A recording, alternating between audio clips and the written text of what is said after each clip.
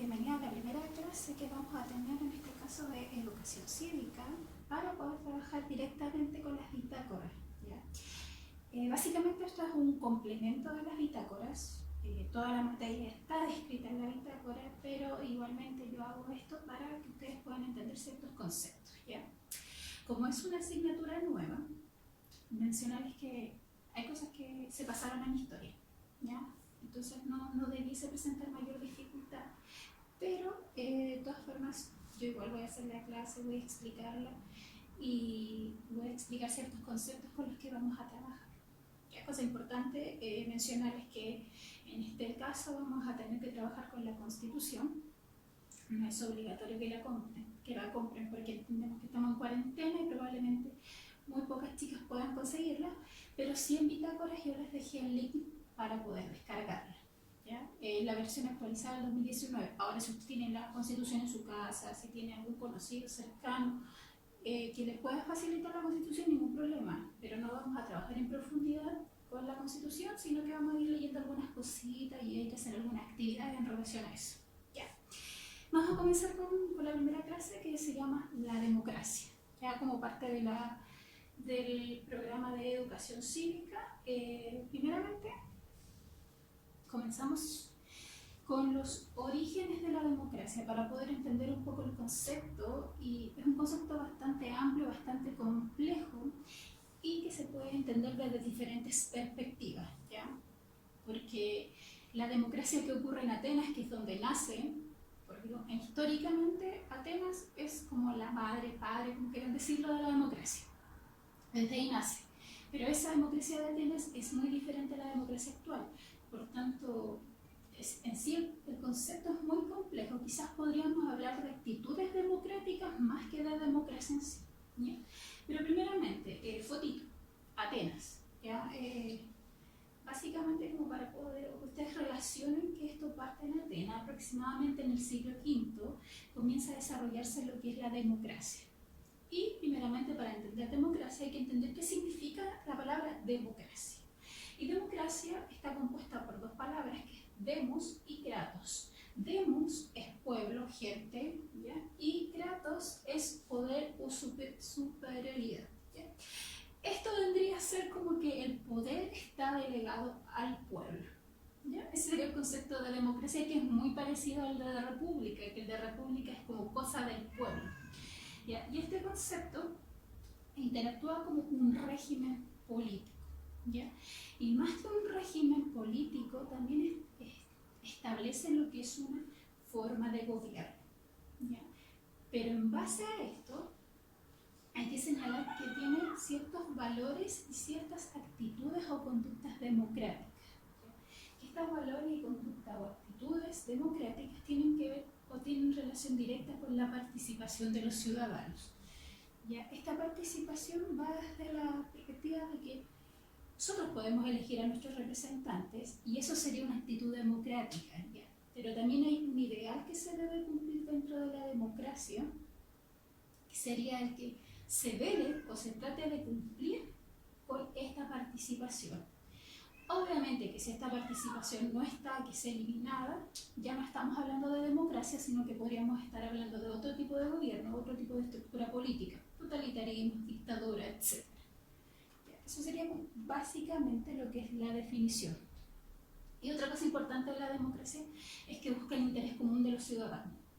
Esa palabra la vamos a escuchar mucho, pero no como interés, sino que como el bien común, ya que es una palabra que se maneja mucho dentro de lo que es el sistema democrático, sobre todo en nuestra Constitución, porque está plasmado ahí en el artículo 1 de la Constitución, lo del bien común. Seguimos. Tenemos las características de la democracia. Obviamente que para que pueda funcionar este tipo de sistema democrático necesitamos ciertas formas o ciertas cosas para que puedan funcionar. Y dentro de esa lista de cosas para que pueda funcionar la democracia, primeramente tenemos esto. La democracia se compone o existe la estructura de separaciones de poderes.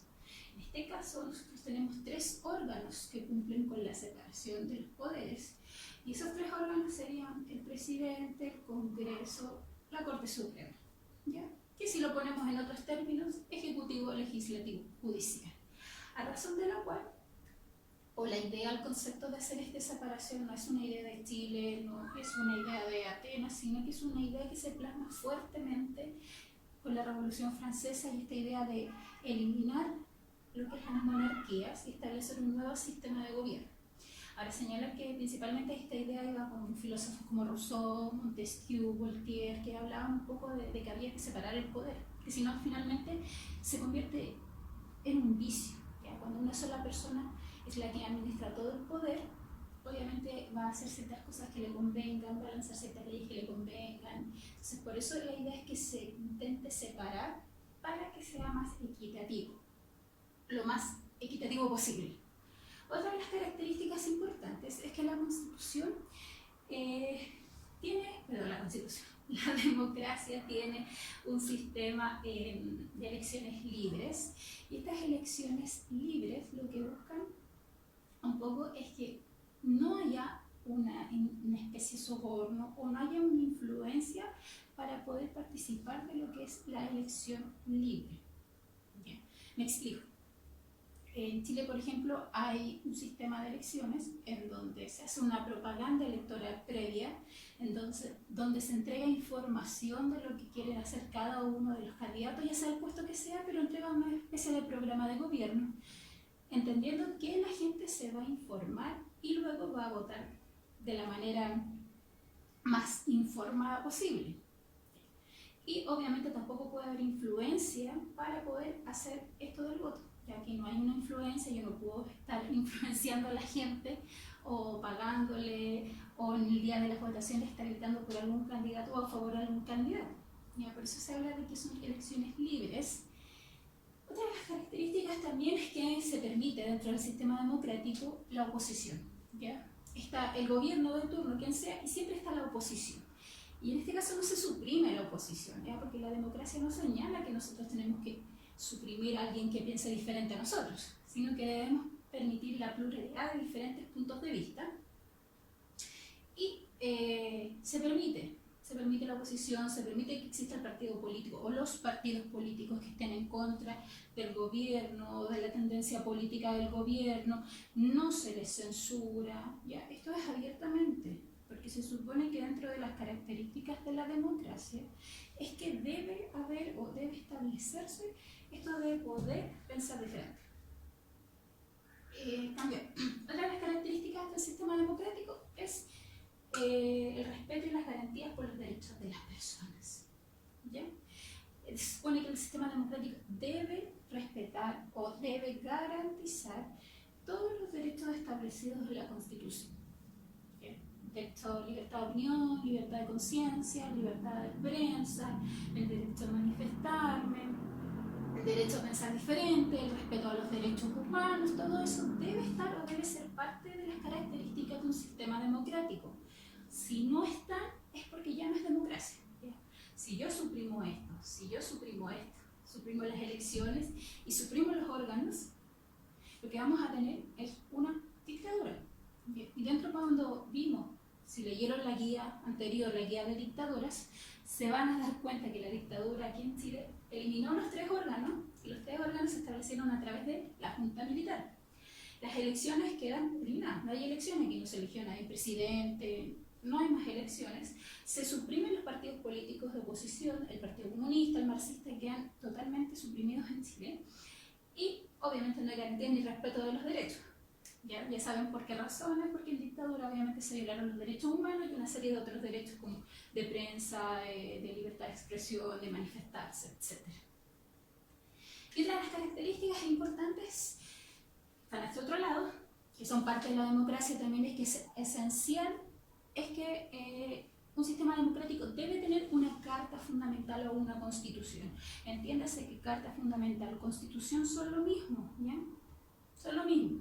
Quizá en algunos países la constitución va a ser así de enorme, en otros así de chiquitita, en otras va a ser solo una hoja, pero debe tener una constitución que se entiende como la norma máxima de un Estado. ¿Ya? Todos nos regimos por la constitución, no hay una ley más grande que la constitución. Y de ahí porque cuando se quieren hacer ciertos cambios a otras leyes, a veces la constitución no lo permite. que ahí hablamos de estas prácticas inconstitucionales que se ha dado muchos en este último tiempo.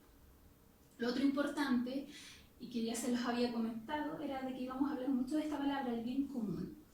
Y el Estado o un sistema democrático se debe asegurar el bien común, que es que los ciudadanos puedan desarrollarse íntegramente. O sea, la finalidad del Estado, en este caso como lo señala la Constitución, es que debe velar o debe hacer cumplir el desarrollo íntegro de todos dentro de la sociedad. Eso es lo que busca el bien común.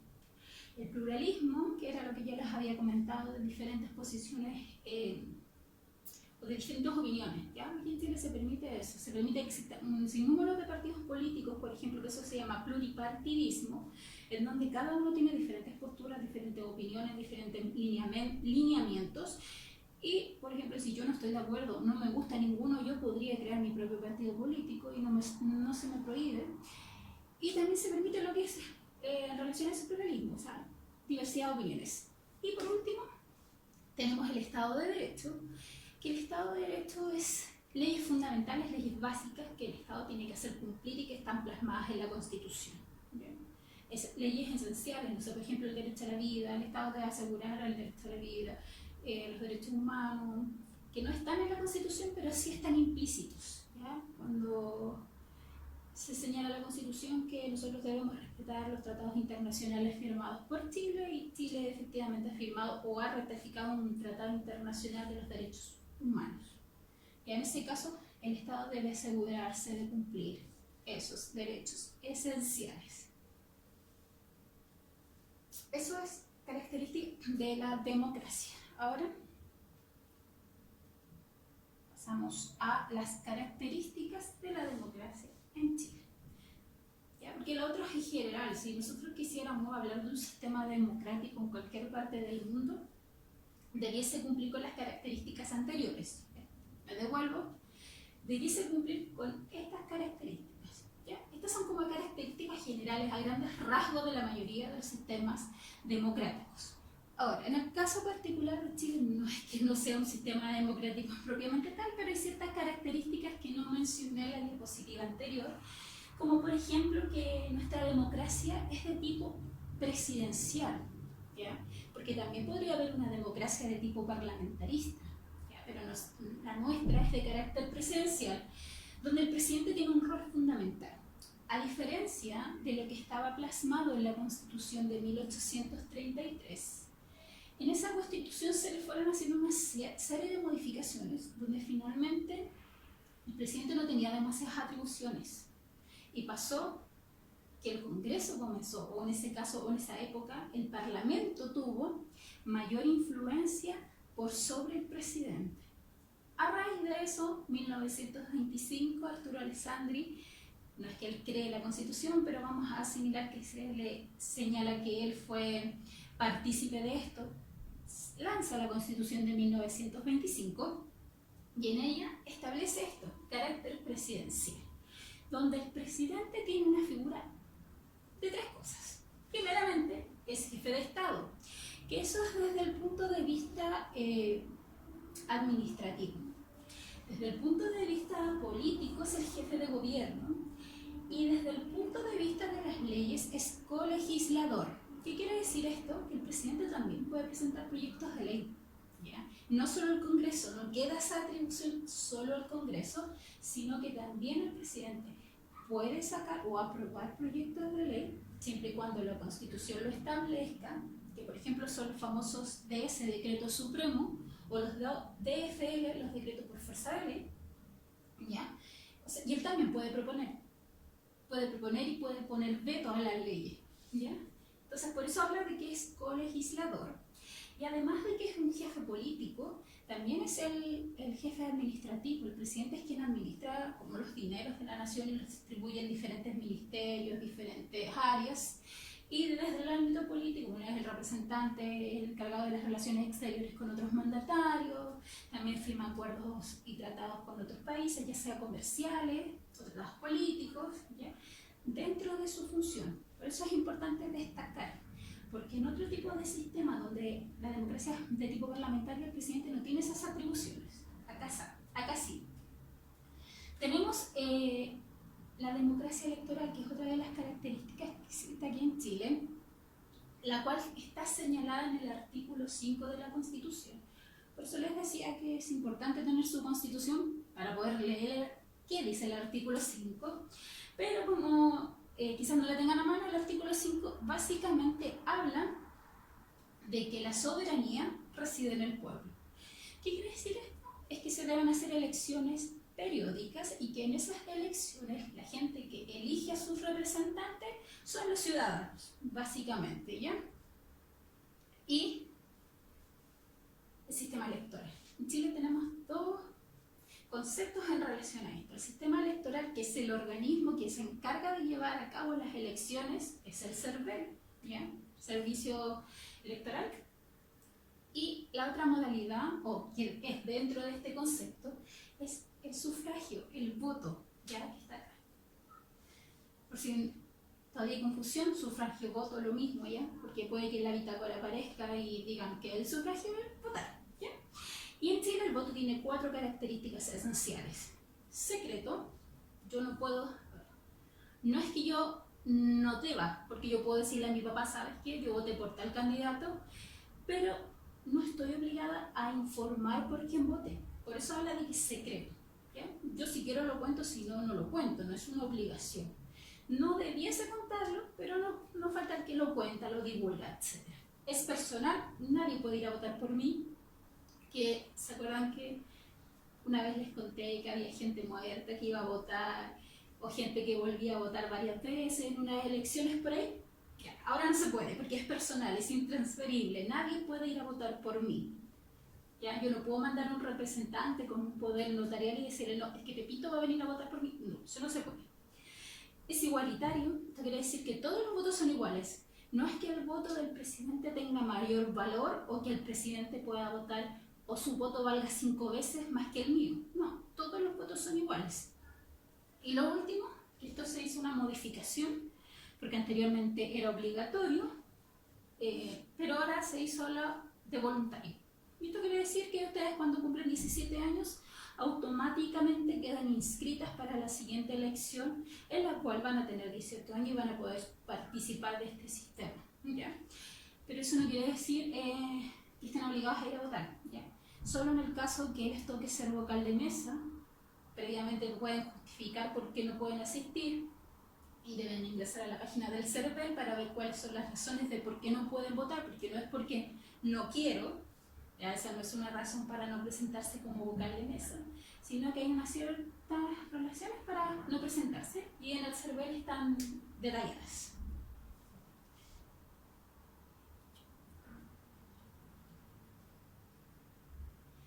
Y pasamos a estas otras definiciones, que es el gobierno y la república. Bien.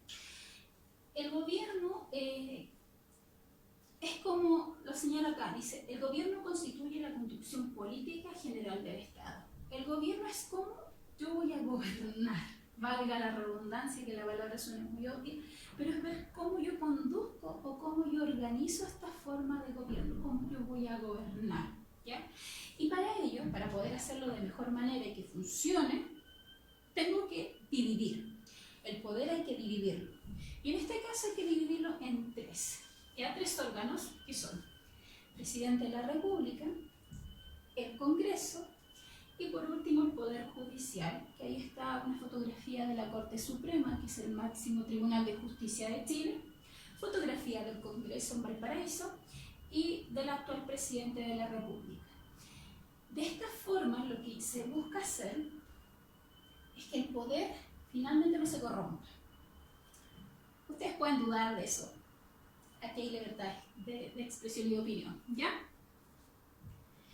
La idea es que el poder no se corrompa, no hay un abuso de poder y por esa razón se divide, ¿ya? Para que desde distintas visiones se pueda administrar el poder. Y no como en el caso de las monarquías, porque se eliminaron finalmente, porque la gente ya no quería las monarquías, porque el rey tenía todo el poder. El rey, por decirlo de alguna manera, era el presidente, eran los tribunales de justicia, era quien cobraba los impuestos, no personalmente él, mandaba él, pero era el que establecía los impuestos. Entonces finalmente se decide que esta sería como una mejor forma de gobierno, cuando el poder se divide. Y así tenemos diferentes opiniones y somos más imparciales. Y esa es la razón de por qué.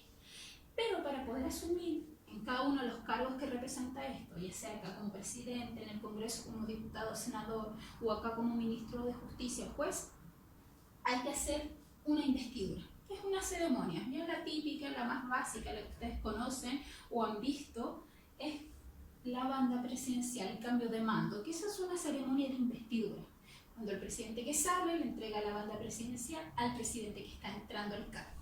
¿Ya? Eso es una investidura que se debe seguir de acuerdo a la Constitución.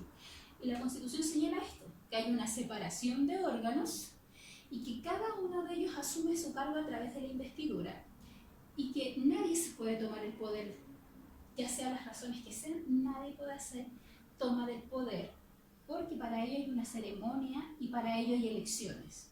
Entonces, eso es lo que señala la Constitución con respecto a esto, la investidura. Y por último, ¿cuáles son las funciones que ejerce cada uno de estos? El presidente ejerce la función ejecutiva, el Congreso la función legislativa y el Poder Judicial la función judicial, administrar la justicia. ¿Ya? Esto es súper simple, bien fácil de entender, no es muy complejo. La República. ¿Ya? Otro concepto que está ligado directamente con el sistema democrático. Son solo conceptos con sistema democrático. ¿Ya? Tenemos que la República, como les había dicho anteriormente, significa la cosa del pueblo. Es como el pueblo hace esto, el pueblo elige, el pueblo determina. Y para que el pueblo pueda determinar o para ejercer el poder, lo que debe hacer el pueblo es la soberanía. ¿Qué era la soberanía? Las elecciones periódicas, artículo 5 de la Constitución. Pueden ser elecciones, pueden ser los plebiscitos, que también están considerados como dentro de la instancia de participación de los ciudadanos. Pero dentro de la República hay dos sistemas de república, que es la república parlamentaria y la república presidencialista. Y esta era la diferencia en que les decían una y otra, cuando con respecto a las atribuciones o cuando hablamos de carácter presidencial, ¿ya? Con respecto a un presidente frente a una república parlamentaria y un presidente frente a una república de tipo presidencialista. El sistema de república parlamentaria no existe la figura del presidente de la república, ¿ya? La figura que existe es del primer ministro. Y este primer ministro, para poder gobernar, tiene que contar con el apoyo del Parlamento. ¿Ya? El Parlamento es lo que ustedes conocen como Congreso. Para no complicarnos, yo sé que en la definición no es exactamente igual, pero para que ustedes no se compliquen, entiéndanlo como es. Y el presidente, el primer ministro rinde las cuentas, o se rinden, por ejemplo, los ministerios, todas las instituciones públicas rinden cuenta al Parlamento. ¿Ya? El Parlamento se rinde las cuentas. Y en el caso de la República Presidencialista, existe la separación de poderes, ya les había mencionado, que el presidente es el jefe de Estado y el jefe de gobierno, y que los ministros de Estado están sujetos al control del presidente y son de entera confianza del presidente, porque el presidente es quien los elige y el presidente es quien los saca de su cargo. ¿Ya? Básicamente esas son las definiciones o las diferencias entre una república y otra. ¿Ya? Hay muchas más, pero estas son a grandes rasgos las diferencias entre una y otra. Y por ejemplo aquí en Chile existen otros organismos, porque acá se rindan cuentas al Parlamento, pero nosotros tenemos órganos de control, que son el Tribunal Constitucional y la Contraloría General de la República, que ahí también se rinden cuentas, ¿ya? Pues de los gastos, de si es algo apropiado o no, si sigue la Constitución o no, un montón de otras cosas en relación a eso. ¿Sí? Usamos otra definición también, que es el Estado. ¿Y qué es un Estado? ¿Ya? La bitácora acá sale otra definición o algo más desarrollado, pero acá está el resumen, ¿ya? Para que se entienda básicamente que es el conjunto de funcionarios públicos que administran un territorio determinado. Eso es un Estado. O sea, tenemos diferentes funcionarios que van a administrar nuestro país. Y existen dos formas de Estado, o dos causales, características, ¿ya? Una es forma del Estado y la otra son formas de gobierno. La forma del Estado es la estructura, es cómo se dividen los poderes. Por ejemplo, presidente, ministros, intendentes, gobernadores, alcaldes, ¿ya? Y cómo eso se distribuye a lo largo del país.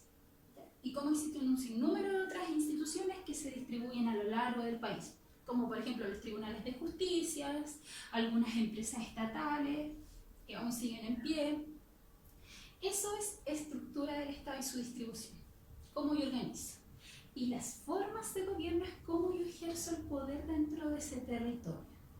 Y en este caso, a diferencia de otros países, como somos un Estado unitario, donde la ley se cumple en todo Chile, de la misma forma, se ejerce el poder de la misma forma en todo Chile. Ya no hay una distinción, no es que en Arica aplicamos esta ley, en Punta Arenas otra ley, o acá se hace de esta manera y en... No, aquí es todo por igual. Y otra cosa importante, porque esto es la fotito de las banderas, porque siempre el Estado, el concepto o la palabra se asocia a la bandera, está como Estado de Chile, ya, Chile, bandera. Sin embargo, el Estado es una entidad invisible, ya no es física, no es tangible, es como una idea, ya. Es una idea, porque uno no puede decir Pepito es el Estado, no. Es una figura invisible, intangible, pero cómo se ve reflejada es cómo se administra el poder dentro del territorio, ¿ya? Así se ve reflejado. Y acá estaba esto que les señalaba, el Estado unitario, que era como Chile, y el Estado federal. Y bajo el concepto de Estado unitario, que es el caso de Chile, por eso está esta banderita acá, entendemos que hay un poder central, que este poder central es el encargado de gobernar o de administrar el poder dividido en diferentes instituciones. Existe una constitución propiamente tal, que debe ser, todas lo debemos seguir, tanto los gobernantes como los gobernados. Y en esta constitución se establecen nuestros derechos y nuestros deberes, también las atribuciones de cada uno de los funcionarios del Estado. Y tenemos una administración que es centralizada o descentralizada. En el caso de Chile es descentralizada, que quiere decir que el poder se distribuye por todo el territorio. ¿Cómo se distribuye? Con lo que les señalaba, las intendencias, las gobernaciones, las municipalidades con sus alcaldes. De esa manera se distribuye el poder. ¿Bien? Y en el caso de los estados federales, que el ejemplo más claro o más simple de estado federal es Estados Unidos, que es el más reconocido como estado federal, existe una descentralización de la administración política, porque si bien es cierto hay un presidente, cada estado tiene un gobernador y ese gobernador rige dentro de ese estado, ¿ya? Y el presidente pasa a ser casi una figura que está encargada de la economía, la cara visible para las relaciones exteriores y la cara visible para el resto. Pero básicamente hay ciertas decisiones que la toma cada gobernador de su estado correspondiente y los estados tienen autonomía. Y esto se ve básicamente, por ejemplo, cuando vemos que diferentes estados tienen diferentes leyes y que una ley que hay en un estado no se aplica en otro estado y esa otra ley de otro estado tampoco se aplica acá. Como que cada estado tiene sus propias leyes. Por ejemplo, un estado permite el uso de armas, el otro no. En uno la mayoría de edad puede ser a tal edad y el otro no. Eso es como la autonomía. Y este sistema se intentó aplicar en Chile en 1826. Finalmente no funcionó, ya no se llevó a cabo, no funcionó. Es que podríamos hablar que los estados federales sí funcionan o sí se aplican en países que son mucho más grandes.